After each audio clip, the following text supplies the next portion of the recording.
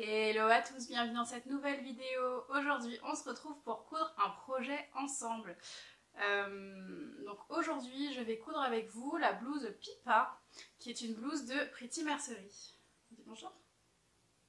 Dans cette vidéo je vais coudre avec vous une blouse de la nouvelle collection de Pretty Mercerie qui a été proposée à partir du mois de janvier. Et moi j'ai eu un coup de cœur phénoménal sur ce modèle-ci. Vous allez le voir, je vais vous insérer un petit dessin technique, mais j'adore ce patron avec ce décolleté carré et ces manches volumineuses avec les nombreux plis, avec les jeux de plis sur les manches qui font qu'elles ont un certain volume. Et voilà, le modèle m'a tout de suite tapé dans l'œil. Au-delà de ça, j'avais aussi envie de vous parler de Pretty Mercerie. Et donc c'est moi qui est allée contacter Marion donc, de chez Pretty Mercerie pour lui proposer qu'on travaille ensemble sur cette vidéo pour vous parler un petit peu du renouveau, j'ai envie de dire, de chez Pretty Mercerie. Donc sachez que les tissus et le patron m'ont été offerts par la marque, mais que je ne suis pas payée pour vous parler de Pretty Mercerie, bien évidemment. Je fais ça dans mon propre chef parce que je trouve que le renouveau de la marque est hyper intéressant et j'avais envie de partager ça avec vous. Donc si ce contenu vous intéresse, et écoutez, restez là, likez la vidéo si elle vous plaît, abonnez-vous à ma chaîne et écrivez-moi en commentaire. Ça me fera toujours plaisir de vous lire. Et puis on est parti. Ce dont j'avais envie de vous parler à propos de Pretty Mercerie, c'est leur nouveau concept. En fait, les fondateurs de Pretty Mercerie, Marion et Thibaut, ont eu envie de donner une nouvelle dimension à leur site, ont eu envie de faire des choses qui leur correspondaient davantage. Ils avaient eu l'impression d'un petit peu de se perdre et ils ont eu envie de proposer un nouveau concept sur Pretty Mercerie. Et donc le principal changement pour nous consommateurs, c'est que Pretty Mercerie a décidé de sortir des nouveautés une fois par mois uniquement et non plus une fois toutes les semaines, je crois, à l'époque. Pour une démarche en fait où vous pouvez aller sur le site, vous voyez les nouveautés, vous savez ce qui est là et vous pouvez vous positionner si oui ou non. Vous pouvez prendre le temps de choisir ou pas, bon, en fonction du stock bien évidemment, mais vous vous dites pas bon, est-ce que je commande aujourd'hui, mais peut-être que demain il y aura des nouveautés, peut-être que lundi prochain il y aura quelque chose qui me plaira, mais j'ai peur que le tissu de la semaine dernière soit plus en stock. Bref, là vous avez la sortie du contenu entre guillemets une fois par mois. Ça vous permet d'avoir une vision d'ensemble et de pouvoir vous positionner ou non sur les collections qui sont sorties donc mensuellement. Également, et je trouve cette démarche très très sympa, Pretty Mercerie édite maintenant le Pretty Mag, qui est un magazine en ligne et en fait on vous propose de découvrir donc toutes les nouveautés du site, mais aussi les nouveaux patrons s'il y en a. Donc en l'occurrence la Pipa, il y a 4 autres patrons qui sont sortis en janvier il me semble. Et voilà, des petits éditos, des petits tutos, enfin c'est assez interactif, c'est chouette, c'est en ligne. Et voilà, enfin j'avais vraiment envie de partager ça avec vous parce que j'ai trouvé leur démarche assez intéressante, de ne pas être dans la surconsommation et de ne pas nous tenter tout le temps, mais de faire des choix réfléchis dans la couture. Et je trouve que ça rejoint aussi leur démarche qui est assez méconnue, mais qui en fait est leur démarche depuis le tout début de leur site, c'est de recycler les tissus et de ne pas produire pour le site, mais de racheter des stocks dormants pour les proposer à la vente. Voilà, c'est ce dont j'avais envie de vous parler aujourd'hui parce que voilà, vous savez que Pretty Mercerie c'est une mercerie en ligne que j'apprécie énormément. Je trouve que tous les tissus que j'ai achetés chez eux sont de très bonne qualité, j'ai toujours été ravie, le service client est impeccable et l'équipe est adorable. Donc voilà, j'avais envie de partager ces points-là avec vous. Il y a tellement d'autres choses à dire, mais voilà, j'ai pas envie non plus que cette vidéo se transforme en une pub géante. Sur ce, je vous laisse avec la suite des images. On va coudre donc la blouse ensemble et puis on se retrouvera à la fin pour faire le bilan comme j'ai l'habitude de le faire quand je fais ce type de vidéo. Mais avant de vous laisser avec la suite des images, Marion m'a très gentiment proposé un code promo pour vous qui sera valable jusqu'au 15 mars je crois. Si je ne dis pas de bêtises, je vous remettrai tout ça dans la barre d'infos, mais je vous affiche le code juste ici. Et il vous offre donc 15% sur le site jusqu'au 15 mars. C'est y compris valable sur les nouvelles collections. D'ailleurs, il y a une collection qui est sortie tout juste hier, il me semble, c'était le 2 mars, voyez. Donc voilà, vous pourrez profiter de ce code-là si jamais vous étiez tenté par des achats sur le site. Sachez que moi j'en ai déjà profité et oui, j'ai craqué et je vous présenterai tout ça en vidéo, mais ça arrivera beaucoup plus tard sur la chaîne. Alors, je vous ai attendu pour déballer le paquet. Voilà le colis que j'ai reçu. Ils m'ont envoyé leur petite nouveauté là qui est le Curve. Le Curve, c'est le petit mètre ruban. Beaucoup trop mignon. Hop, il se bloque et vous appuyez sur le petit cœur pour le rembobiner. C'est beaucoup trop mignon. J'adore. Merci Pretty Mercerie. Ensuite, on va y aller étape par étape. Je ne sais pas si vous êtes au courant, mais Pretty Mercerie a commencé à faire des petites étiquettes comme ça. Donc autant dans l'introduction je vous ai dit que il récupère en fait des fins de stock d'industriels et de maisons, donc ils produisent rien à part du coup ces deux petits objets qui sont le Curve et les étiquettes, mais elles sont beaucoup trop mignonnes, elles sont hyper belles. Dans un live sur Instagram ils expliquaient que Thibaut, le cofondateur de Pretty Mercerie, travaillait dans ce milieu là avant. Donc vous voyez que ce sont des étiquettes qui sont vraiment qualitatives avec du lurex sur le dos, mais qui sont pas... elles sont hyper douces en fait, donc ce sera très agréable à porter. Et également, je sais pas si vous le savez, mais il récupère des fils comme ça et il les conditionne sur des petits formats. Donc même ça, ils ne le produisent pas pour le coup. Donc avant de voir le tissu, vous allez voir la couleur de mon fil. Vous savez qu'en ce moment, je suis obsédée avec le vert. Donc là, vert sapin, on reste dans le thème. Le clou du spectacle. Tadam! J'ai choisi cette jolie viscose pour réaliser Pipa. Je la trouve vraiment magnifique. Elle est fleurie. Elle est fleurie, verte, comme ça, avec des petites touches de bleu également. Elle est très très belle. Elle ira parfaitement pour le printemps. Mais elle marcherait aussi très bien à l'automne, elle marchera très bien à l'été. Je trouve que c'est une viscose qui est assez... Enfin, les teintes en fait sont assez polyvalentes. Ça fera printanier par les fleurs, ça peut faire automnal par le marron. Enfin, accessoirisé par exemple avec une jupe blanche, ça peut faire très été. Je trouve qu'on peut vraiment se l'approprier sur plusieurs saisons.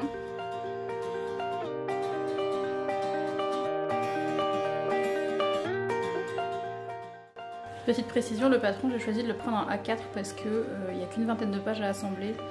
Mais vous avez également le A0 qui est disponible.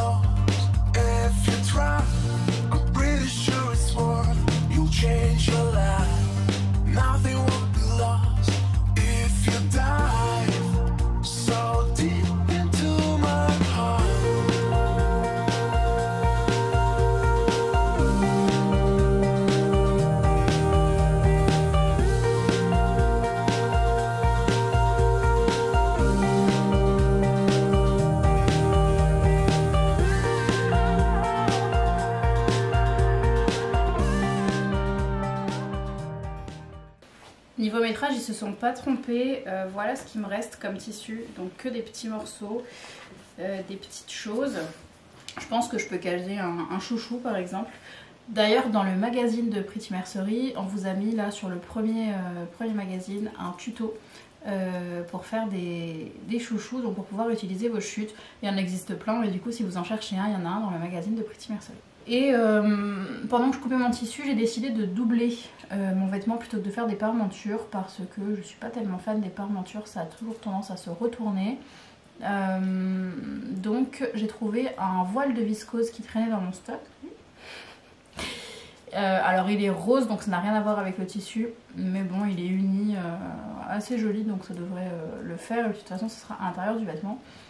Donc je vais aussi me couper un dos et un devant, je vais juste doubler le corps et puis les manches ne seront pas doublées. Voilà le voile de viscose que je vais utiliser, donc vous voyez qu'il est vraiment transparent, c'est vraiment un voile de viscose. Moi quand je l'avais acheté à la base, je comptais en faire un haut, mais il est quand même très transparent, donc je l'ai encore jamais cousu, même si je l'aime beaucoup parce qu'il est rose mais il est un petit peu texturé. Et vous voyez pas trop là, mais ouais voilà. Il y a des petits reliefs, donc je le trouve assez joli malgré tout. Donc je vais doubler la viscose parce que sinon j'avais des voiles de coton unis blancs, mais je trouvais que le coton il allait casser le tombé de la viscose. Alors que là, si je superpose les deux, on garde quand même de la fluidité. Donc c'est le but. Puis bon, le mélange est assez heureux, c'est juste que ça n'a rien à voir, mais ça choquera pas je pense une fois à l'intérieur. Et puis on voit pas le rose en transparence de ce tissu là.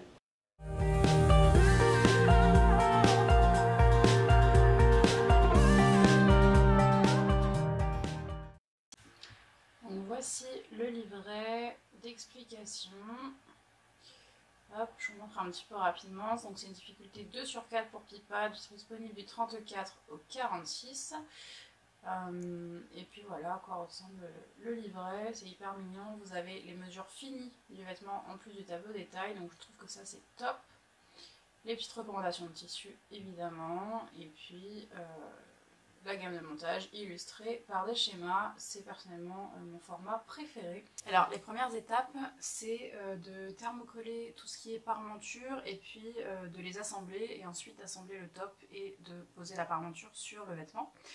Donc moi j'ai décidé de doubler mon vêtement, donc je n'ai pas coupé de parmenture et donc je vais assembler mes devants dans mon tissu principal et dans mon tissu doublure et je viendrai les réunir par l'encolure comme si je venais assembler une parmenture en fait.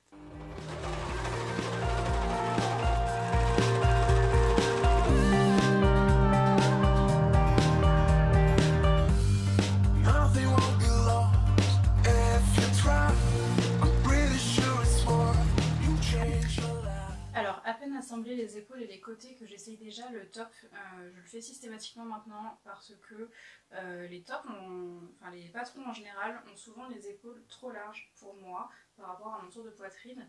Je l'ai expliqué dans mon bilan couture de la semaine dernière, mais en gros par rapport à mon tour de poitrine je couds souvent un 44, par contre au niveau des épaules le 44 est souvent trop grand. Donc maintenant j'essaye et je regarde où est-ce que ça tombe et je me dis si j'ai mon os est là. Si j'ai 1 cm de trop vers l'extérieur de mon os, c'est que ça correspond, puisqu'il y aura la marge de couture et donc ça va ramener ma couture sur mon os d'épaule. Par contre, si ma manche est beaucoup trop basse, disons 2-3 cm, là je vais venir raboter pour laisser 1 cm de marge de couture. Donc là, si je place bien le vêtement, je vois quand même que les épaules tombent assez bien en fait, hein, puisque mon os est là et que donc j'ai mon centimètre, j'ai mon doigt à peu près de marge de couture, donc c'est parfait. Par contre il y a quelque chose que je vois là et je sais pas si je vais le trop travailler, mais j'ai un sabole ici vous voyez, et si je viens répartir mon volume comme dans une pince, hop, ça ne vole plus. On est le lendemain après l'essayage. Je pense que je vais pas faire de pince parce qu'en fait il faudrait modifier tout le patron, donc ce sera peut-être pour une prochaine fois. Et je me dis qu'une fois que j'aurai mis mon emmanchure, peut-être que le tissu sera retiré un petit peu vers l'arrière et que j'aurai pas vraiment besoin à ce niveau-là, puisque j'ai cousu une autre robe récemment où il y avait ce problème il n'y avait pas de pince et je trouvais que ça baillait un petit peu, mais une fois que c'était porté avec l'emmanchure, il n'y avait plus de soucis.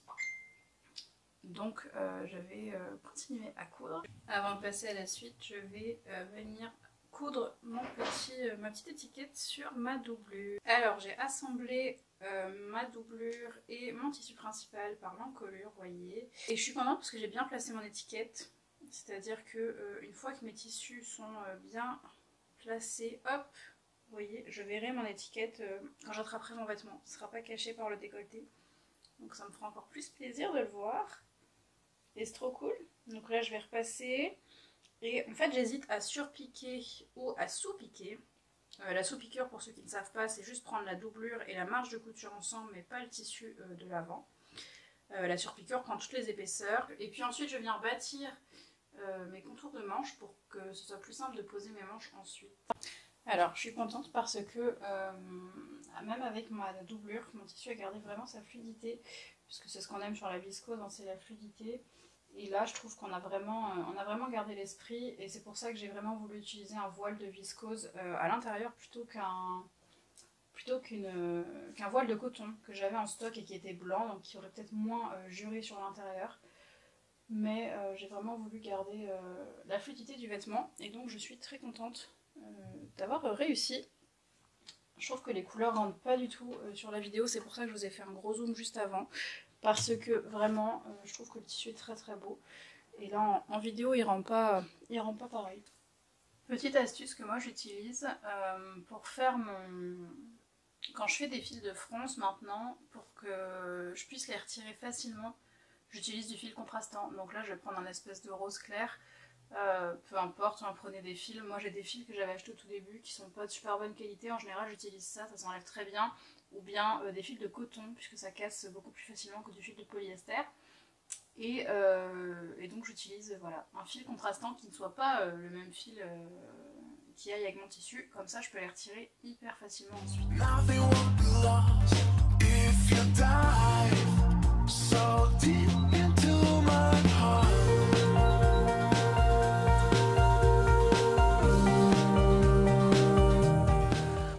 Mes petits poignets de manche, et je vérifie juste voilà, avant de les assembler à ma manche que ma main passe. Donc c'est le cas, et je vais pouvoir le monter sur ma manche. Je vais passer mes petits fils de fronce contrastants comme je vous ai montré juste avant. Hop, donc ils sont roses comme ça. Donc comme ça moi je les vois bien. Je viens froncer à la bonne hauteur, et ensuite pouf, endroit contre endroit, et on y va. Voilà, bah écoutez, je continue à faire tout ça.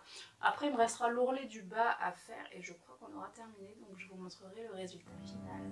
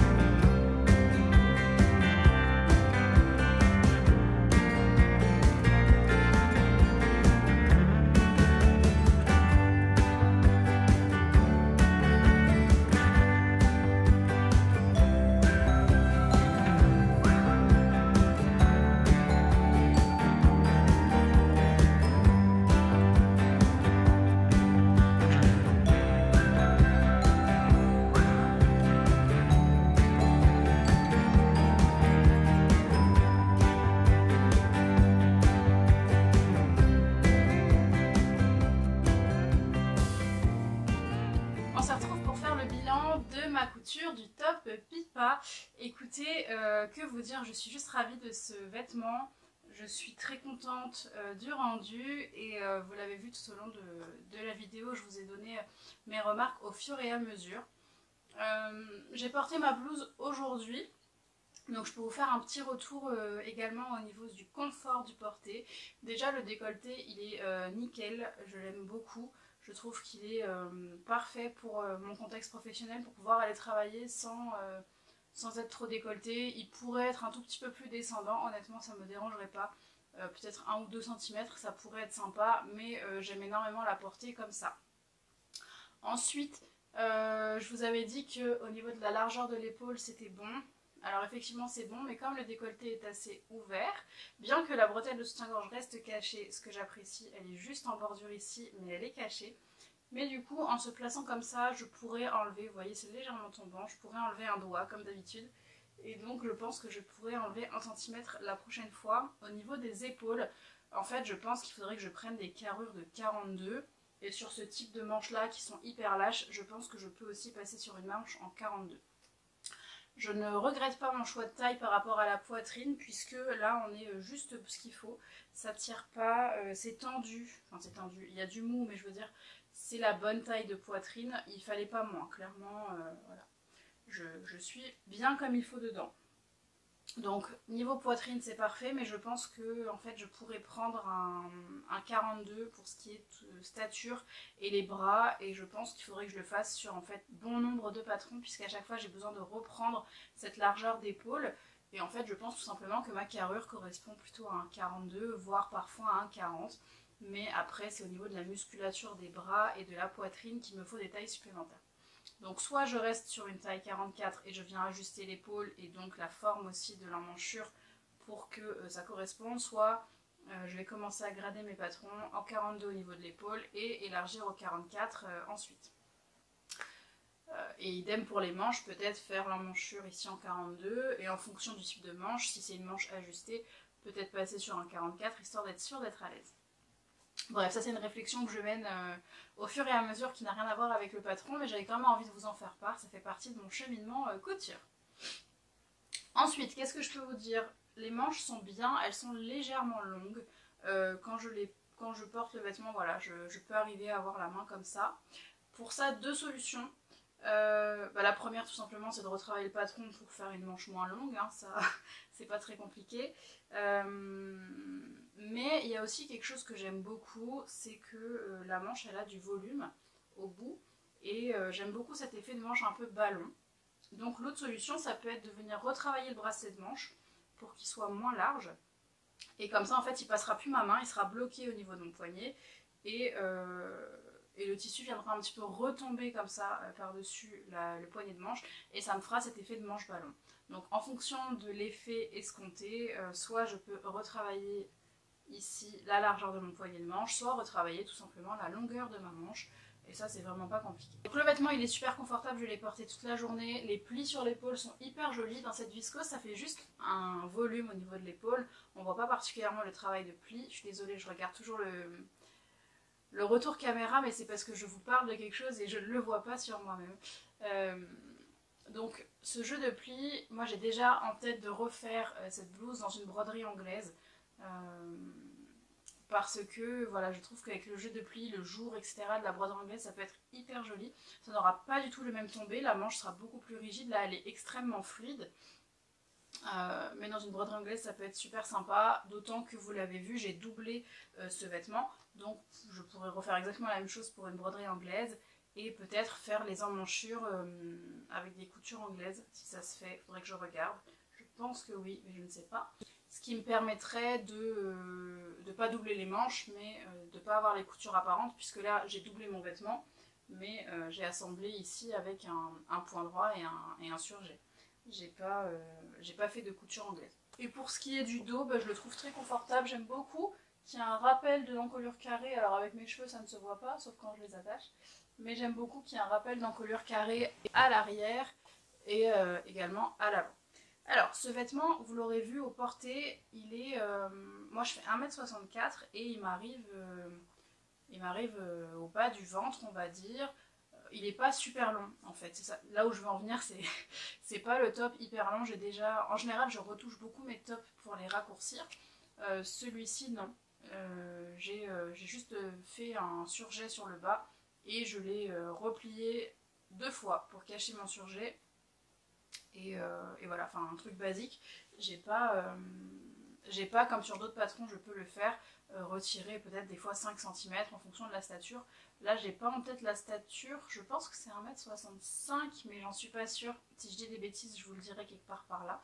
Donc au final pour moi ça fit bien. Que vous dire d'autre? Pas grand chose, au niveau du fit en tout cas je suis hyper à l'aise, j'aime beaucoup ce tissu. Je trouve que la fluidité de la viscose c'est toujours hyper agréable à porter, je me suis sentie à l'aise dedans toute la journée. Donc je l'ai doublé dans ce voile de viscose pareil qui ne fait que ça n'empêche pas le tissu et le vêtement d'être fluide au porté et en fait je suis ravie de mon choix. On voit pas du tout que j'ai utilisé une doublure rose à l'intérieur, il n'y a que moi qui le sais, mais Donc c'est pas un problème d'avoir pris une couleur contrastante finalement. Ce que j'aime beaucoup avec ce choix de tissu également, c'est que les fleurs dedans, il y a des petites nuances de bleu. Alors, est-ce que je vais y arriver? Voilà. Vous avez, alors la lumière est pas terrible là, mais vous avez des petites fleurs voilà, qui sont dans des tons de bleu. Donc bien que la dominante du vêtement est verte, hein, clairement, c'est un joli vert d'ailleurs. Vous avez des tons de blanc, de marron, de crème et de bleu. Ce qui fait que c'est une blouse, je trouve, qui s'assortit assez bien, même si elle est assez colorée. Enfin, qu'elle est assez multicolore, on va dire, parce que je n'appellerais pas ça non plus du coloré, comme on pourrait sous-entendre. C'est pas du rose, du machin, etc. Mais du coup, je trouve que ça fonctionne très bien avec un jean. Là, j'ai porté un jean bleu avec. Je trouve que ça fonctionne très bien. J'aurais pu porter un jean noir aussi, pour être dans le classique. Mais j'avais peur, en fait, qu'un jean bleu, ça fasse un peu too much. Bon, au final, non, puisque je trouve qu'avec les fleurs bleues à l'intérieur, ça fonctionne très bien. On peut aussi l'imaginer, je sais pas moi, l'été, avec une jupe en jean blanche, par exemple. Je sais que beaucoup ont des shorts ou des jupes en daim, en velours, dans les tons marron, terracotta, etc. Je trouve que voilà, c'est un vêtement qu'on peut assortir de bien des façons. Et je suis ravie du tissu et de la qualité du tissu. J'ai aucun fil qui n'a tiré. J'ai utilisé une aiguille Microtex comme d'habitude quand je couds de la viscose. Mais ça m'est déjà arrivé d'avoir des fils tirés. Sur celle-ci, non, aucun problème. Donc voilà, ravie de la qualité du tissu. Pour ce qui est du métrage, j'ai utilisé la quantité qui était recommandée par Pretty Mercerie. Je crois que c'était 1,55 m, quelque chose comme ça. Et pour la doublure, j'ai utilisé, je crois, j'ai noté à peu près 60 cm de doublure. Donc voilà. Ma chienne fait son show, je sais même pas si vous l'entendez, elle me fait des petits... Pour tout vous dire, je viens de rentrer du travail, je vous filme cette outro parce qu'on est vendredi soir et que la vidéo sort samedi. Et donc je voudrais finir mon montage. Et donc je me suis mise à filmer dès que je suis rentrée, mais mademoiselle veut ses câlins de quand je rentre, évidemment. Pour ce qui est des instructions de montage, je vous l'ai dit pendant le vlog, pendant la partie vlog de cette vidéo, je ne les ai pas vraiment suivies, puisque comme j'ai modifié le vêtement et que je l'ai doublé, je n'ai pas monté le vêtement de la façon qui était préconisée. Notamment par exemple pour les manches, normalement on doit les monter ouvertes, ce qui facilite un petit peu le travail en général. Là, moi, je les ai montées fermées puisque j'avais tout fermé au niveau de la doublure, etc. pour n'avoir à assembler ma doublure et mon tissu principal que par l'encolure. Donc, j'ai pas suivi les instructions de montage. Par contre, j'ai lu le livret déjà pour pouvoir vous faire un retour. Et puis moi, ça m'a donné une idée aussi de la ligne directrice à suivre pour monter mon vêtement. Donc, je l'ai trouvé très clair. Je vous recommande des patrons Pretty Mercerie les yeux fermés. En tout cas, pour celui-ci que j'ai testé, je trouve que le fit du patron est très bon. Que l'assemblage du PDF se fait sans aucun problème. Il n'y a rien qui n'est pas droit, toutes les lignes s'alignent parfaitement. Si l'imprimante est bien réglée, normalement vous ne devriez pas rencontrer de soucis. Et donc le fit du vêtement est bon et les explications sont pour moi très claires. Voilà, écoutez, je pense que j'ai fait le tour. Je vous remercie d'avoir regardé cette vidéo. Je remercie Pretty Mercerie de m'avoir fait confiance pour retravailler ensemble. Si vous aviez raté notre première collaboration, je vous mettrai la vidéo dans le petit i quelque part par là. Je cousais une tenue de sport et je vous montrerai le résultat sous le soleil, donc c'était plutôt sympa. Je vous remets le petit code promo qui s'affiche juste ici, Little vous l'a montré aussi. C'est Marine15, il sera valable jusqu'au 15 mars. Vous avez 15% sur la boutique, y compris sur les nouveautés. Et en fait sur toutes les références, il sera utilisable par contre une seule fois par personne. Et il est non cumulable avec d'autres éventuelles promotions ou autres codes promotionnels qui tournent, que vous pourriez éventuellement trouver. Voilà, je pense cette fois-ci que je vous ai vraiment tout dit. On se retrouve la semaine prochaine en vidéo et ce sera pour faire l'analyse du nouveau La Maison Victor. Je sais, je tarde un petit peu à vous faire cette vidéo, j'avais d'autres choses de prévues. Donc écoutez, j'espère que vous m'en voudrez pas et que vous serez au rendez-vous pour faire l'analyse du nouveau magazine. Et donc je vous dis à la semaine prochaine et portez-vous bien.